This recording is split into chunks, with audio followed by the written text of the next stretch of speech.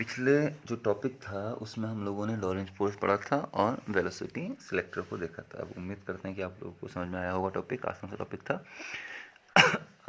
आज उसी टॉपिक को हम लोग आगे को बढ़ाते हैं, ठीक है ना। उसी टॉपिक को आगे को बढ़ा के हम लोग करते हैं motion of A charge particle in a uniform magnetic field. Motion of A charge particle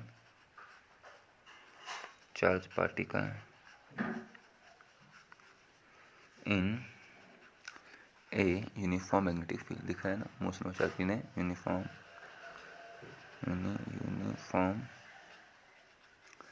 magnetic field, ठीक है ना। मोशन मतलब uniform magnetic field, magnetic field कौन सा यूनिफॉर्म रहेगा, मैग्नीट्यूड में भी और डायरेक्शन में भी, ठीक है ना। तो मोशन है, तो मोशन का मतलब क्या भाई, मतलब अभी हम मैग्नेटिक फील्ड में रखे हैं चार्ज पार्टिकल को। अब मैग्नेटिक फील्ड में रखे हैं, मोशन वगैरह होगा तो उस मैग्नेटिक फील्ड के कारण कुछ मैग्नेटिक फोर्स लगेगा, ठीक है। और उस मैग्नेटिक फोर्स के कारण उस चार्ज पार्टिकल पे क्या फ़र्क पड़ेगा, उसका मोशन कैसा होगा, किस तरीके का होगा, वही हमको डिस्कस करना है। जैसे इलेक्ट्रिक फील्ड के परपेंडिकुलर जब चार्ज पार्टिकल एंटर करता है तो उसका पास प्रोजेक्टाइल होता है, ठीक है ना। अब मैग्नेटिक फील्ड में बात करता है, मैग्नेटिक फील्ड में कैसा पाथ होगा, सर्कुलर होगा, हेलिकल होगा, स्ट्रेट होगा, कौन सा होगा, वो कंडीशन में। तो पहला केस क्या है, फर्स्ट केस, इसके तीन केस हैं। When the charge particle enter parallel to the direction of magnetic field. दूसरा केस है when charge particle entered perpendicular to the direction of magnetic field. और तीसरा केस है when charge particle entered at any angle theta in the magnetic field, ठीक है। तो first case when charge particle enter parallel to the direction of field, when charge particle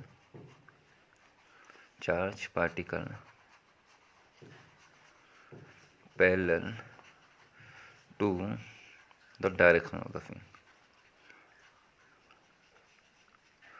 parallel to the direction of field। तो field के क्या भाई, parallel. अब charge particle field के parallel move कर रहा है, मतलब when charge particle enter parallel to the direction of field, मतलब अभी v b के पैरेलल हो गया भाई। इस वेलोसिटी से एंटर कर रहा है कि वेलोसिटी जो है मैग्नेटिक फील्ड के पैरेलल है। अच्छा, what is the value of magnetic force f, and what is f, q v cross b। अच्छा, v क्रॉस b मतलब मॉड ऑफ f अगर निकालें तो मॉड ऑफ f कितना आ गया, तो जो मॉड ऑफ f आएगा वो कितना, q mod of b into sine of theta. लेकिन v और b के बीच क्या है, पैरेलल, तो इसका मतलब थीटा कितना हो गया भाई, v और b के बीच का, v क्रॉस b कह रहे हैं तो एंगल v और b के बीच कर लेंगे। v b के पैरेलल है तो थीटा हो गया जीरो। अगर थीटा जीरो है तो फोर्स भी कितना हो जाएगा, zero. That is there is no magnetic force on the charge particle when it enter parallel to the direction of field. या अपोजिट 180 भी अगर थीटा होगा, अगर थीटा 180 भी होता है तो साइन 180 भी जीरो है। तो in this case charge particle experience no force, ठीक है ना। तो चार्ज पार्टिकल में कोई फोर्स ही काम नहीं करेगा, ठीक है ना। अब अगर कोई फोर्स ही काम नहीं करेगा तो भाई इनर्शिया कैसा, अगर कोई बॉडी रेस्ट में है तो रेस्ट में ही रहेगी, यूनिफॉर्म मोशन में है तो यूनिफॉर्म मोशन में ही रहेगी, जब तक उसमें कोई फोर्स काम ना करे। और यहाँ पर ही मैग्नेटिक फोर्स कितना आ गया भाई आपका, जीरो। अब मैग्नेटिक फोर्स जीरो आ गया तो इसका मतलब चार्ज पार्टिकल में कोई फोर्स काम नहीं करा। तो चार्ज पार्टिकल जिस वेलोसिटी से एंटर करेगा उसी वेलोसिटी से मूव करते रहेगा। मतलब वेलोसिटी का मैग्नीट्यूड तो खैर चेंज होना नहीं था, अभी कल डिस्कस, पहले टॉपिक में डिस्कस किया था, फिर डिस्कस करते हैं। लेकिन अभी डायरेक्शन में भी कोई फर्क नहीं पड़ेगा। That is charge particle moving in a straight line path, confirm. तो जब चार्ज पार्टिकल मैग्नेटिक फील्ड के पैरेलल इंटर करेगा तो उस केस में चार्ज पार्टिकल पर काम करने वाला मैग्नेटिक फोर्स होगा जीरो। और अगर चार्ज पार्टिकल में काम करने वाला मैग्नेटिक फोर्स जीरो होगा तो अगर मैग्नेटिक फोर्स जीरो है तो उसकी वेलोसिटी पर कोई फर्क नहीं पड़ेगा। So it is moving in an straight line path. दूसरा case, when charge particle entered perpendicular to the direction of field, when charge particle perpendicular to the charge particle entered perpendicular direction of field, है ना, enter perpendicular to the direction of field। Direction of field, ठीक है। when charge particle enter perpendicular, सही कीजिएगा, charge particle enter perpendicular direction of field, ठीक है ना। Field के क्या है, परपेंडिकुलर है। तो अभी क्या मानते हैं, देखिए अब मैं क्या कर रहा हूँ यहाँ पे, मैं प्लेन के परपेंडिकुलर अंदर की और मैग्नेटिक फील्ड को कंसीडर करूँगा। तो मैंने जो मैग्नेटिक फील्ड कंसीडर किया, it is directed inwards, it is directed क्या, inwards perpendicular to the direction of field. और उसको किससे रिप्रेजेंट करते हैं हम लोग, क्रॉस से। तो what is this represent, this is represent direction of magnetic field, कहाँ को एंटर है, perpendicular to the direction of field. तो ये जो है प्लेन के परपेंडिकुलर अंदर की ओर डायरेक्टेड है,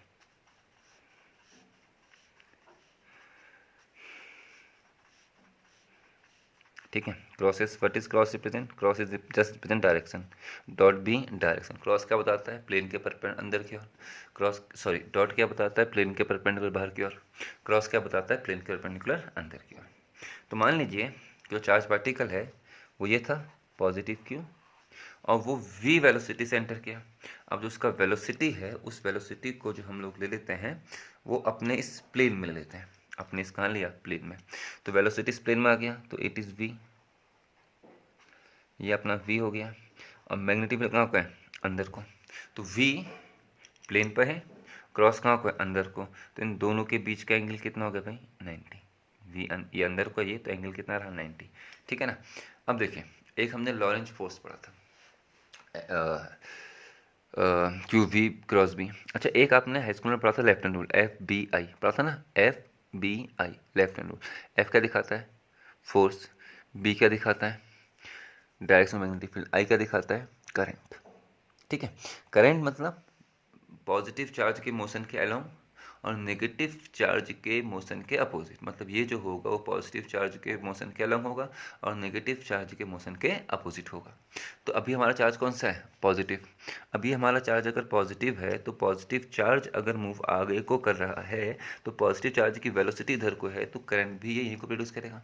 बी कहाँ को है, अंदर को, वेलोसिटी यहाँ को है, देखिए बी दिख रहा है ना, एफ बी आई।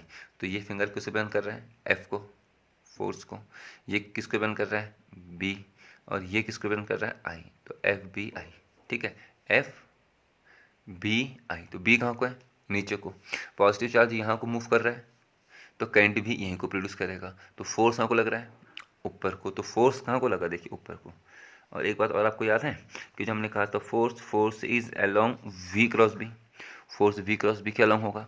और वी क्रॉस बी जो होगा वो वी और बी दोनों के परपेंडिकुलर होता है। किन्हीं दो वेक्टर का क्रॉस प्रोडक्ट एक वेक्टर क्वांटिटी होती है जिसका मैग्नीट्यूड उन दोनों के मैग्नीट्यूड और उन दोनों के बीच के एंगल के साइन के प्रोडक्ट के बराबर होता है। And it is directed perpendicular to the plane in which V and B are lying. तो उस प्लेन के हमेशा परपेंडिकुलर होता है जिसमें वी और बी लाई करते हैं।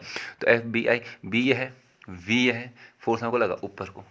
तो चार्ज पार्टिकल इधर को जाना चाहता है और फोर्स इसके क्या लग रहा है, परपेंडिकुलर। तो भाई कोई आदमी आई को जा रहा है, अब ऊपर को धकेलोगे तो उसका पाथ जो हो जाएगा वो हल्का सा इस तरीके से कर्व होगा, नहीं होगा।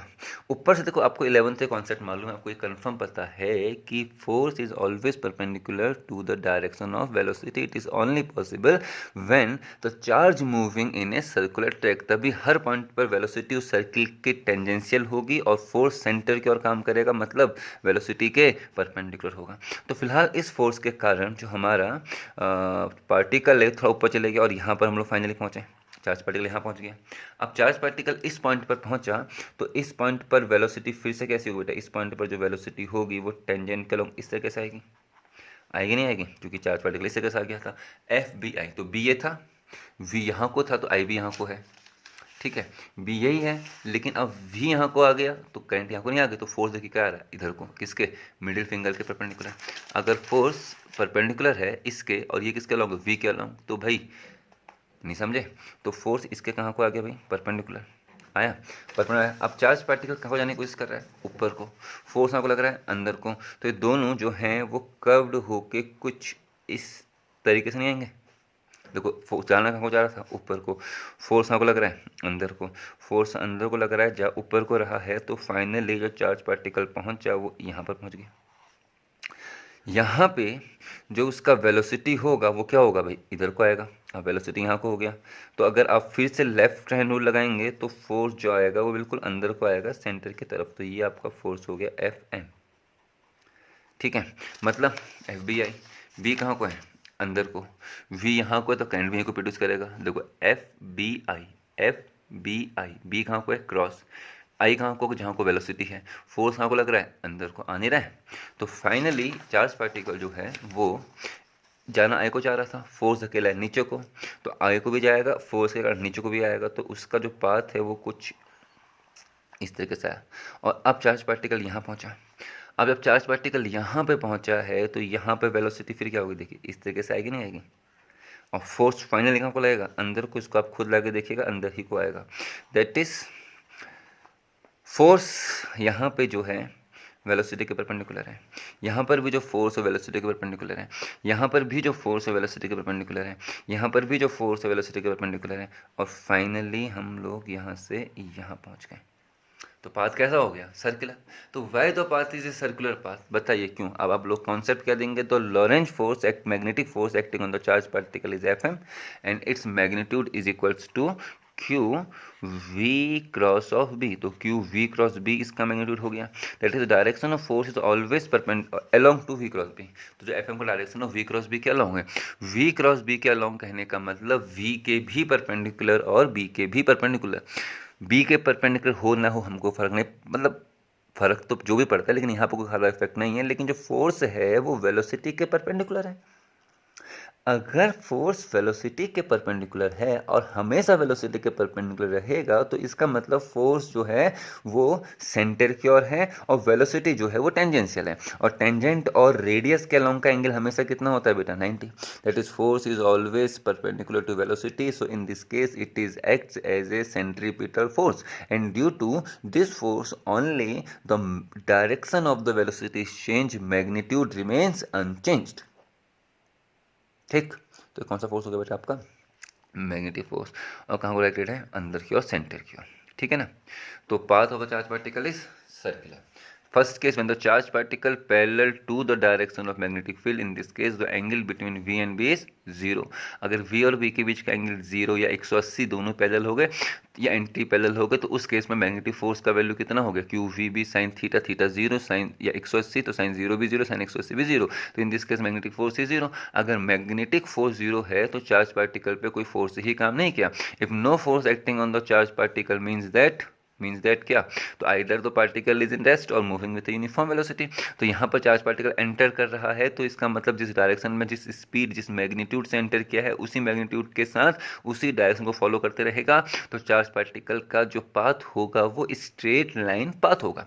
दूसरा case, when the charge particle enter perpendicular to the direction of field, तो in this case the charge particle revolving in a circular track. देखो पहले वाले केस में कोई फोर्स ही काम नहीं किया, और दूसरे वाले केस में वी और बी के एंगल कितना रहा, 90।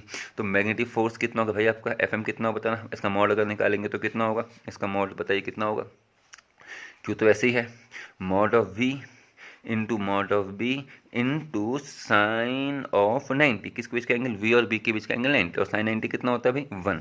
तो एफ एम कितना आ गया, तो F M is equals to magnitude जो रहा वो कितना रहा, क्यू वी बी। तो ये मैग्नीट्यूड उसमें काम कर रहा है, and this force is always perpendicular to the direction of velocity.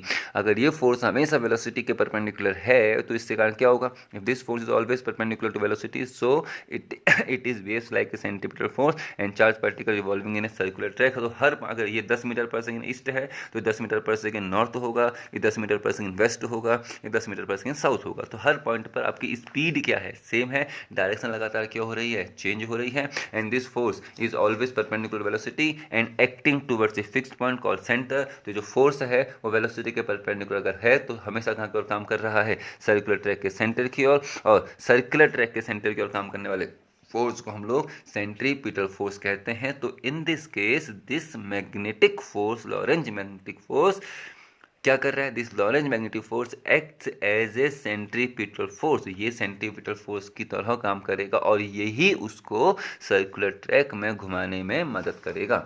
Late अब लिखेंगे आप लोग यहाँ पर let the mass of the charge particle is M, speed is v and radius of the circular track is r। तो what is centripetal force? In this case the centripetal force is m। याद है, बताओ क्या होता है? v square upon r। तो centripetal force m v square upon r है।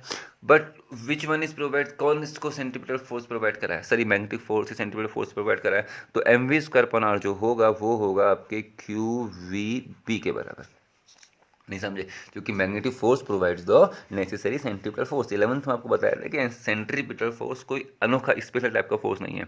अगर कोई भी पार्टिकल सर्कुलर ट्रैक में मूवमेंट कर रहा है तो डेफिनेटली उसमें सर्किल के सेंटर की तरफ एक फोर्स काम करेगा, जिस फोर्स को हम लोग सेंट्रीपिटल फोर्स कहते हैं। अर्थ सन के चारों ओर घूम रही है तो gravitational force provides the necessary centripetal force. Electron nucleus के चारों तरफ घूम रहा है तो इलेक्ट्रॉन और न्यूक्लियस के बीच में जो इलेक्ट्रोस्टैटिक अट्रैक्शन काम कर रहा है, it is provide the necessary centripetal force. ठीक है ना? किसी रस्सी में, स्ट्रिंग में आपने पत्थर बांध के को घुमाया तो रस्सी में जो स्ट्रिंग में आपका टेंशन प्रोड्यूस होता है, it is provide centripetal force. And in this case अंदर की और कौन सा, सेंटर की और कौन सा फोर्स काम कर रहा है? F M. कहाँ कौन काम कर रहा है? F M. कौन काम कर रहा है? F M. It is provide the necessary centripetal force. तो वी से वी कैंसिल आउट हो गया, तो M we upon R is equals to कितना हो गया भाई हमारा? Q V. तो आर इज इक्वल्स टू कितना हो गया? सब्स्टिट्यूट करेंगे तो M we upon Q B. तो what is the radius of circular track? M we upon Q B. तो when a charge particle of mass m, velocity v entered in a magnetic field perpendicular entered in a magnetic field of magnitude b, then the path of charge particle is circular and the radius of circular track is mv upon qb। नहीं आया समझ में? ठीक है। अच्छा, थोड़ा सा हम लोग 11th की तरफ जाते हैं। 11th का तो डिस्कस करते हैं हम। 11th में देखिए अब क्या, 11th में हम लोग अभी हैं। थोड़ा इसको इंपॉर्टेंस कहाँ दिख रहा होगा?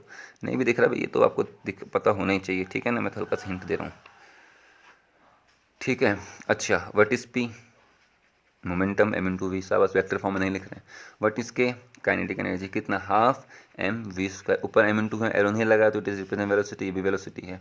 तो के है हाफ, m से मल्टीप्लाई कीजिए, m से डिवाइड देंगे, m से मल्टीप्लाई करेंगे स्क्वायर हो जाएगा, डिवाइड देंगे तो m हो जाएगा, एम वी का होल स्क्वायर। तो k इज इक्वल टू कितना बेटा? हाफ इंटू कितना रहा भाई? एम वी का होल स्क्वायर अपॉन कितना रहा? m। एम वी क्या है? p के बराबर है। तो k इज इक्वल टू कितना हो गया? p square upon 2m। ठीक है।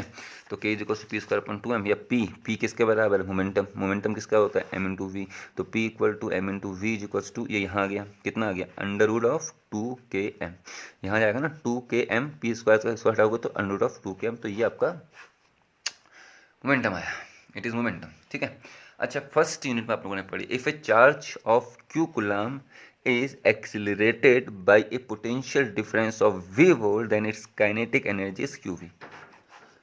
के क्यू वी तो होता है इफ ए चार्ज पार्टिकल। इससे लास्ट ऑब्जेक्टिव बना था बेटा, एक ऑब्जेक्टिव बना था, एक सवाल, दो सवाल बने थे इस अकेले टॉपिक से, याद रखिएगा। If a charge of Q coulomb accelerated by the potential difference of V volt, then its kinetic energy is Q V. तो पी क्या है? मोमेंटम। पी क्या है भाई? मोमेंटम। किसके बराबर होता है? M into V. के क्या है? Kinetic energy. किसके बराबर होता है? Under root of, sorry, P को आप लोग क्या लिख सकते हो यहाँ से दोबारा, सॉरी, पी इक्वल टू क्या लिख सकते हो? Under root of 2km। और के खुद किसके बराबर है? के जो है वो किसके बराबर आया भाई? के है क्यूवी के बराबर। तो अंडर रूट ऑफ 2 है, के की जगह पर आपका आ गया क्यूवी इंटू एम। ठीक है। तो ये आपको पता लग गई, ये बात हम लोग 11th से की। अब हम टॉपिक में दोबारा आते हैं। तो आर इज इक्वल्स टू कितना है भाई हमारा? M we upon Q V. ठीक है। तो R इज इक्वल्स टू कितना आ गया sir? R is equals to M we upon Q B. M V किसके बराबर है? P के बराबर। तो P upon Q B. P किसके बराबर है? Under of 2km, under of 2km upon Q B. तो ये किसके फॉर्मूले हो गए भाई हमारे? रेडियसेस के। ठीक है। R equal to M we upon Q B कहिए या P अपॉन क्यू बी कहिए या 2km अपॉन क्यू बी कहिए, तीनों का मतलब सेम है। ठीक है ना? और k किसके बराबर होता है? q into V. If a charge of q coulomb is accelerated by the potential of v volt, then its kinetic energy is equal to q v। तो किसके बराबर हो गया? Is equals to under root of 2 है, k की जगह में कितना हो बेटा आपका? q into V into M upon कितना हो गया? q into B. सुना की बात? तो k की जगह हम q भी रख दिए, q से q काटेंगे तो अपॉन में चला जाएगा, फिर दूर की बात है। ठीक है। तो ये किसके फॉर्मूले हो गए बेटा? आपके रेडियसेस के। If an electron and proton, क्या बता रहा हूँ मैं? इलेक्ट्रॉन एंड प्रोटॉन दोनों के लिए चार्ज सेम होता है? यस, दोनों का मास अलग अलग है। हाँ, if an electron and a proton enter in a magnetic field B, perpendicular magnetic field B with the same velocity, दोनों का चार्ज सेम था, दोनों को सेम मैग्नेटिक फील्ड में रखा, सेम वेलोसिटी से एंटर किए, तो जिस पार्टिकल का मास ज़्यादा होगा उसका रेडियस भी ज़्यादा होगा, दैट इज प्रोटॉन का रेडियस ज़्यादा है। कब? When both are entered with same velocity. अब सुनिए, electron and proton entered in a magnetic field with same momentum, electron and proton enter in the magnetic field B with the same momentum.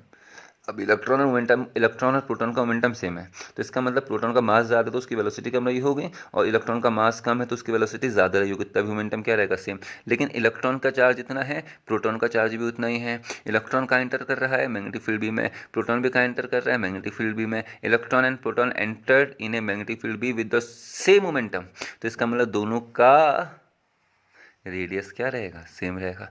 अगर electron and proton enter with same velocity तो इसका मास ज़्यादा, मतलब proton का radius ज़्यादा। Electron and proton enter with same momentum, तो मास जिसका ज़्यादा उसका वेलोसिटी कम, जिसका मास कम उसका वेलोसिटी ज़्यादा, दोनों के लिए सेम रहेगा नहीं रहेगा? देन दोनों का रेडियस भी क्या रहेगा? Same. When electron and proton enter in a magnetic field B with the same kinetic energy, तब भी दोनों के लिए रेडियस क्या रहेगा भाई? सेम रहेगा।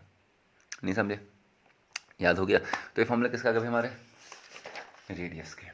अच्छा, अब इसमें से एक टॉपिक निकलता है टाइम पीरियड, जो कि हम साइक्लोट्रॉन में यूज़ करते हैं। टॉपिक हमारा आता है जो हम लोग साइक्लोट्रॉन में यूज़ करेंगे ना, टाइम पीरियड फ्रीक्वेंसी वाला।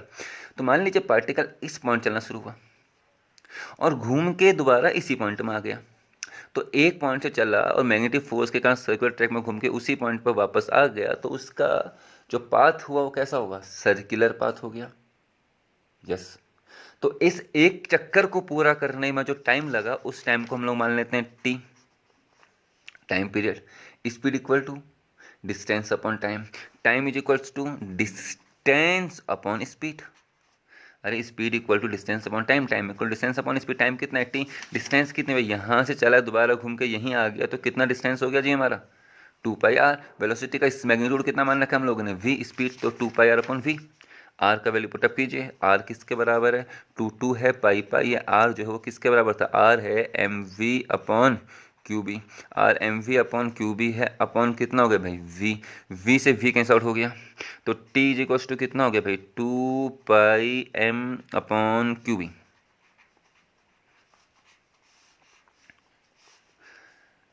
ठीक है, तो किसका मामला भाई? टाइम पीरियड का।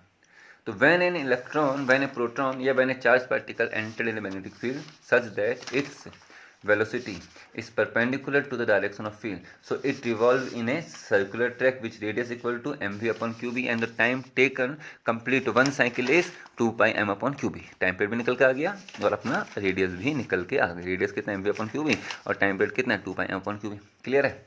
अच्छा, अब एक बार नोटिस कीजिए, देखिए यहाँ पे जिस पार्टिकल का वेलोसिटी इतना ज़्यादा है उसका रेडियस भी उतना ही ज़्यादा हो किसी पार्टिकल के लिए। मतलब दो इलेक्ट्रॉन अगर हमारे पास हैं, पहले दो इलेक्ट्रॉन हमारे पास हैं, अगर दोनों इलेक्ट्रॉन में से एक का वेलोसिटी ज़्यादा एक का वेलोसिटी कम, तो इसका रेडियस भी ज़्यादा और रेडियस भी कम। जिस इलेक्ट्रॉन का है दोनों के लिए M same Q same B same, velocity ज़्यादा, तो इसका वेलोसिटी ज़्यादा। यहाँ पर हम दो पार्टिकल को कंपेयर नहीं कर रहे हैं, यहाँ पर मैं एक ही पार्टिकल को कंपेयर कर रहा हूँ, दो एक ही पार्टिकल जो अलग अलग स्पीड से आ रहे हैं। If A particle enter in magnetic field with different velocity, तो दोनों का रेडियस अलग अलग होगा, लेकिन टाइम पीरियड दोनों का क्या होगा? सेम, क्योंकि टाइम पीरियड पे वेलोसिटी का टर्म नहीं है। मतलब जो हल्के भाग रहा है v जिसका कम है रेडियस कम, और जो तेज भाग रहा है उसका रेडियस ज़्यादा। जो हल्के भाग रहा है, देखिए जो हल्के भाग रहा है, जो हल्के भागेगा उसका जो रेडियस होगा वो छोटा होगा। नहीं दिख रहा है। जो हल्के भागेगा उसका जो रेडियस होगा वो क्या होगा भाई? छोटा होगा। दिख रहा है ना? और जो तेज भागेगा उसका रेडियस बड़ा होगा। जो हल्के भाग रहा है, देखिए दो सर्कुलर बनाए, ये दो सर्कुलर पाथ मैंने एक ही पार्टिकल के लिए दिखाया है। एक ही पार्टिकल कहने का मतलब पार्टिकल एक नहीं है, दो एक ही पार्टिकल, दोनों इलेक्ट्रॉन या दोनों प्रोटॉन, कोई भी, तो दोनों अल्फा पार्टिकल, लेकिन दोनों का वेलोसिटी अलग अलग है। तो जिसका वेलोसिटी कम है, देखिए अंदर वाले का, उसका रेडियस भी कम है, और जिसका वेलोसिटी ज़्यादा है उसका रेडियस ज़्यादा, इस फॉर्मूले से देखें ना, इसका वेलोसिटी ज़्यादा होगा, उसका रेडियस ज़्यादा होगा, इसका वेलोसिटी कम होगा, उसका रेडियस कम होगा, इसका वेलोसिटी कम है, उसका रेडियस भी कम है, इसका वेलोसिटी ज़्यादा, उसका रेडियस ज़्यादा। लेकिन टी दोनों के लिए क्या ऐसे हैं, मैं दोनों यहाँ से स्टार्ट किया, भाई उंगली देखना, देखिए भाई ये दोनों एक साथ आएंगे और एक साथ आएंगे, नहीं आएंगे, एक साथ स्टार्ट करे और एक साथ आए, मतलब यहाँ से दोनों एक साथ मोशन कर रहे हैं। ये जो पार्टिकल है इसका वेलोसिटी कम है, रेडियस भी कम हो जाएगा, वेलोसिटी कम रेडियस कम हो तो हल्के हल्के चल रहा है इस पाथ में, जो ये चल रहा है तेज चल रहा है इस पाथ में। इस तरीके से दोनों ने अपना एक चक्कर पूरा करने में क्या टाइम लिया, सेम टाइम लिया। That is velocity is in time period is independent on velocity. अच्छा, what is frequency, frequency is equals to 1 upon time period 1 upon T, and what is T 2 pi upon Q B. तो यहाँ पर रखोगे तो Q B upon 2 पाई, तो कितना आ जाएगा भाई आपका Q B upon 2 pi M. तो frequency is equals to Q B upon 2 pi M, नहीं है असल में। तो फ्रीक्वेंसी वैल्यू कितना आ गया बेटा आपका Q B upon 2 pi M. Time period कितना है 2 pi upon Q B. Radius कितना है M we upon Q B, radius M we upon Q B. M V किसका बराबर होता है पी के बराबर, पी किसका बराबर होता है √2 के, के किसका बराबर होती है क्यू वी। ठीक है, यहाँ पर वी जो है वी कैपिटल वी स्टैंड पर पोटेंशियल, ठीक है, small V stand for velocity, समझ लो। तो ये आपका क्या निकलता आ गया, when the charge particle enter perpendicular to the direction of field. तो पहला केस जब चार्ज पार्टिकल फील्ड के पैरेलल एंटर हुआ था तो पाथ उसका स्ट्रेट लाइन था, कि जिस पाथ में उसी पाथ में चले, कोई फोर्स भी काम नहीं किया। दूसरे केस में जब चार्ज पार्टिकल मैग्नेटिक फील्ड के परपेंडिकुलर एंटर किया तो उसका पाथ सर्कुलर हो गया। तीसरा केस जब चार्ज पार्टिकल ना तो मैग्नेटिक फील्ड के परपेंडिकुलर एंटर करेगा और ना ही मैग्नेटिक फील्ड के पैरेलल एंटर करेगा, वो मैग्नेटिक फील्ड से किसी एंगल थीटा पे एंटर करेगा। तो अभी अपनी कन्वीनियंस के लिए हम लोगों ने मैग्नेटिक फील्ड ये दिखा दिया, देखिए ये बिल्कुल इस तरीके से बाहर को, तो यहाँ तो मैग्नेटिक फील्ड क्रॉस था, तो क्रॉस मतलब अंदर को होता है ना। तो इस एरो को अगर मैं ऐसे कर दूँ, ये एरो जो ऐसा ये ऐसा कर दूँ तो नीचे को, तो क्या दिखेगा क्रॉस तो है, तो अभी ये क्या होगा तो बी है। तो अभी जो चार्ज पार्टिकल है वो इस बी के साथ जो बना रहा है वो बना रहा है एंगल थीटा। कितना angle theta, that is velocity का मैग्नेटिक फील्ड से जो एंगल हो गया वो थीटा हो गया। थीटा ना तो जीरो है, थीटा यहाँ पर ना तो जीरो है, थीटा ना ही 180 है, और थीटा ना ही यहाँ पे 90 है। तीनों केस नहीं है, पहले दो केस पैरेलल वाले हो गए ना, कोई फोर्स काम नहीं करेगा। तीसरा सर्कुलर ट्रैक। तो v के दो कंपोनेंट किए, तो जो एक कंपोनेंट आएगा वो ये आएगा v cos थीटा, और जो एक कंपोनेंट होगा वो ये आएगा, वो कौन होगा बेटा आपका v sin थीटा। नहीं समझे, तो v का जो वाला कंपोनेंट है थीटा, अब थीटा का कौन सा कंपोनेंट आता है जी हमारा cos, तो ये वाला कंपोनेंट कौन सा हो गया v cos ऑफ थीटा, और जो ये वाला कंपोनेंट हो गया वो हो गया v sin, small v for velocity, capital v for potential. बड़े इंटेलिजेंट आप कुछ समझ लेते हैं। तो v पैरेलल जो किसके अलोंग है b के अलोंग, पैरेलल किसके पैरेलल b के पैरेलल, v परपेंडिकुलर किसके परपेंडिकुलर b के परपेंडिकुलर। तो यहाँ पर कितने कंपोनेंट हो गए सर, ये तो बन गया पहला केस, मतलब ये बी के पैरेलल है तो इस कंपोनेंट के कारण कोई फोर्स काम नहीं करेगा, और ये जो v sin थीटा है वो b के परपेंडिकुलर है। और पिछला केस जब वेलोसिटी मैग्नेटिक फील्ड के परपेंडिकुलर था, सर्कुलर ट्रैक था, और इससे स्ट्रेट लाइन था, इससे पास कैसा था स्ट्रेट लाइन था, इससे क्या था सर्कुलर था। अब स्ट्रेट लाइन कहाँ को था, अब v के क्या है पैरेलल है, तो जब फोर्स से काम नहीं करेगा तो v b के पैरेलल चलते ही रहेगा। तो इसके कारण चार्ज पार्टिकल b के अलोंग चलने की कोशिश करेगा, और इसके कारण चार्ज पार्टिकल v के परपेंडिकुलर सर्कुलर ट्रैक मोशन करने की कोशिश करेगा। तो v sin थीटा b के परपेंडिकुलर है तो इसके कारण इसका पाथ होगा सर्कुलर, और v cos थीटा b के अलोंग है तो इसके कारण जो पाथ होगा वो होगा b के पैरेलल। तो घूमते हुए वो b के कहाँ जाएगा भाई अलोंग, घूम जाएगा, नहीं जाएगा, घूमेगा भी, v sin थीटा घुमाएगा, v cos थीटा के कारण वो b के अलोंग जाने की कोशिश करेगा, क्योंकि v cos थीटा b के पैरेलल है तो इसके कारण कोई भी फोर्स काम नहीं करेगा v cos थीटा के कारण, तो वो b के पैरेलल चलेगा। v sin थीटा b के परपेंडिकुलर तो फोर्स काम करेगा, लेकिन वो फोर्स के कारण जो उसका पाथ होगा वो कैसा होगा सर्कुलर होगा। तो चार्ज पार्टिकल यहाँ पर देखिए सर्किल घूमा, ये दिख रहा है ना, देखिए घूम भी रहा है और आगे को भी जा रहा है। घुमा कौन रहा है भाई, घुमा कौन रहा है, हाँ v sin थीटा, b के पैरेलल कौन खींच रहा है v cos थीटा, तो घूमते हुए कहाँ को जा रहा है आगे को। हैंस तो इस बात को हम लोग क्या कहेंगे हेलिकल पाथ। और ये कौन सा केस है बेटा हमारा तीसरा केस में लिखा नहीं, आप लिखोगे when the charge particle enter at an angle theta with the direction of field, वो लिखोगे आप ऊपर यहाँ पर, ठीक है ना। तो path of the charge particle is helical. अब इस हेलिकल पाथ का हमको निकालना है एक रेडियस, एक निकालना है पिच। अच्छा व्हाट इज रेडियस, आर का फॉर्मूला आपको याद होगा M we upon Q B. R आता किसके कारण है, उस कंपोनेंट के कारण जो वेलोसिटी के परपेंडिकुलर होता है। यहाँ पर कौन, सॉरी जो मैग्नेटिक फील्ड की वेलोसिटी, वो वेलोसिटी जो बी के परपेंडिकुलर होती है, यहाँ पर कौन परपेंडिकुलर है v sin थीटा। तो आर इक्वल टू कितना होगा बेटा आपका m v sin theta, m v sine theta upon कितना हो गया भाई हमारा क्यू बी। तो रेडियस कितनी होगी भाई हमारी m v sine theta upon Q B. तो it is radius of the circular track. तो ये हो गया बेटा हमारा आर। कितना रहा एम वी साइन थीटा। हाँ लास्ट टाइम क्या था एम वी था ना, लेकिन वहाँ पर वी क्या था मैग्नेटिक फील्ड के परपेंडिकुलर। यहाँ मैग्नेटिक फील्ड के परपेंडिकुलर कौन सा वेलोसिटी है वी साइन थीटा। तो r equal to M v sine theta upon Q b. अब एक होता है पिच। क्या होता है पिच? अब देखिए क्या, अब समझने की कोशिश करना। ये सर्किल है, अब चार्ज पार्टिकल यहाँ से चलता और चल के दोबारा यहीं पर ही आता, फिर चलता फिर दोबारा यहीं पर ही आता, फिर चलता फिर दोबारा यहीं पर ही आता। तो इसका मतलब सर एक ही कंपोनेंट है वी साइन थीटा। अब चल यहाँ से रहा है और यहाँ आने के बजाय थोड़ा सा आगे जा रहा है, ये आया और थोड़ा सा आगे चले गया। समझ लो, अब आना इसको इसी पॉइंट के ऊपर था, हल्का सा जैसे चूड़ी है ना, कोई चूड़ी है, कोई चूड़ी को मैंने यहाँ पर तोड़ा और थोड़ा हल्का सा हल्का खींच दिया ऊपर को। सोचिए तो, सोचो चूड़ी थी प्लास्टिक का, कोई चूड़ी है, यहाँ पर क्रैक आया उसमें, हल्का सा पकड़ के मैंने खींच दिया। तो जहाँ पर से चले दोबारा वहीं पर ही नहीं है, थोड़ा सा आगे खिसक गए, थोड़ा सा आगे नहीं खिसके। और यहाँ से लेके यहाँ तक जो लग था वो पूरा एक चक्कर था। तो टाइम कितना लगा? एक चक्कर के बराबर। कितना होता है एक चक्कर के बराबर टाइम? टी। किसके बराबर होता है? 2 pi m upon Q B. और आगे को कौन खींचा? कौन था? मैग्नेटिक फील्ड भी। तो मैग्नेटिक फील्ड के पैरेलल कौन सा कंपोनेंट था? V cos theta. तो खींच कौन रहा था? V cos theta. तो वी कॉस थीटा भी, ये भी है। तो यहाँ पे जो हमारा पिच होगा, तो पिच क्या है? The distance, the linear distance travel by the charge particle in the magnetic field in one complete cycle, it is called pitch. अगर यहाँ से करते हैं, ये आते हैं दोबारा, अगर यहाँ से दोबारा यहीं पे आ जाता पिच नहीं बनता। अब थोड़ा सा कहाँ चले गए बेटा? आगे। तो ये भी तो पिच ही है, यहाँ से यहाँ तक का डिस्टेंस। फिर यहाँ से यहाँ तक आओगे तो ये भी तो यहाँ से यहाँ भी तो पिच ही होगा। तो पिच क्या है भाई?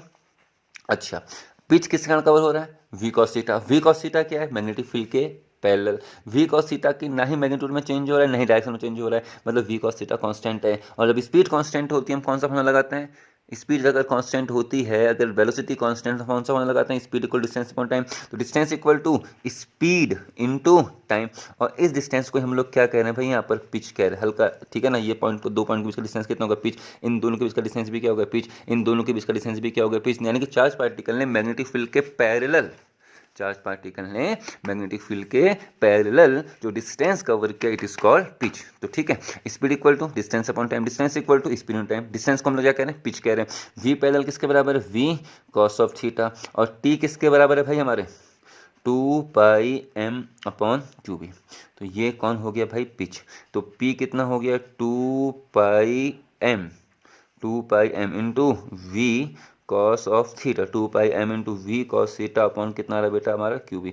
तो ये कौन हो गया भाई? पिच का formula. 2 pi m into v cos theta upon Q B. कर लोगे तो इट इज पिच। पिच समझ गए बेटा आप लोग? Speed equal distance upon time, distance equal to speed time. Speed pitch कौन कवर कर रहा है? V cos theta. V sine तो घुमा रहा था ना, ठीक है। तो कितने केस हो गए भाई आज? 3। पहला केस कौन सा था? When the charge particle enter parallel to the direction of field. दूसरा, when the charge particle enter perpendicular to the field. तीसरा, when the charge particle enter at an angle theta with the direction of field. पहले case में क्या बनेगा? Circular. पहले case में कौन सा होगा? पहले केस में कौन सा होगा? Straight line. दूसरे केस में कौन सा होगा? सर्कुलर। तीसरे केस में कौन सा होगा? हेलिकल। इस बात इज हेलिकल, ठीक है। अब हेलिकल देखिए, हेलिक्स जो है वो ऐसे ही बन सकता है, समझ रहे हैं? और जो हेलिक्स है वो ऐसा भी बन सकता है। क्या समझ रहे हैं? सर रेडियस कम है, पिच ज़्यादा है, मतलब थीटा का वैल्यू कम है। थीटा जितना कम होगा, थीटा कम होगा तो वी कॉस थीटा ज़्यादा होगा और वी साइन थीटा कम होगा ना। थीटा के घटने पर ये घटेगा और ये बढ़ेगा, थीटा के घटने पर साइन घटेगा और कॉस बढ़ेगा। थीटा किससे? बी से। तो बी से इतना कम एंगल है, वो उतने ही छोटे ट्रैक में आगे जाएगा। और अगर थीटा बड़ा होता तो इसका मतलब थीटा बढ़ता, वी साइन थीटा बढ़ता, वी कॉस थीटा घटता। तो पिच छोटी होती और रेडियस क्या होती बेटा? बड़ी होती, ठीक है। तो ये क्या भाई? Motion of A charge particle in a uniform magnetic field. पहला पैरेलल, दूसरा परपेंडिकुलर, तीसरा, ठीक है। अब इसी कॉन्सेप्ट को आगे बढ़ाते हुए कल हम लोग पढ़ने वाले हैं साइक्लोट्रॉन, और cyclotron is the most important topic भाई। तो इनको बड़े ध्यान से देखिएगा, ठीक है। चलिए इतना ही करते हैं, थैंक यू।